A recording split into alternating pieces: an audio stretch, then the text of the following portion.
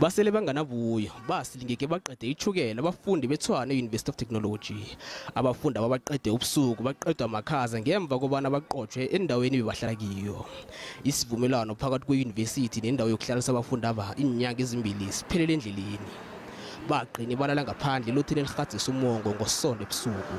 They accommodated us for a period of 2 months, and then on Friday, 3 days ago, we were told that the officials of TUT said they are no longer going to turn that place into a rest, so they are no longer going to pay.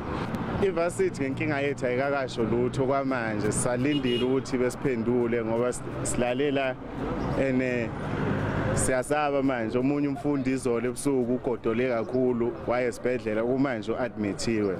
We slept outside here and it was raining, like it was heavily raining, and we were outside here and we got wet, our blankets were wet. iTshwane University of Technology ithi kukunje sele iphezulu kwehlelo ukuqinisekisa imininingwane yabafundi abathindekileko izobatholela indawo yokuhlala msinyana.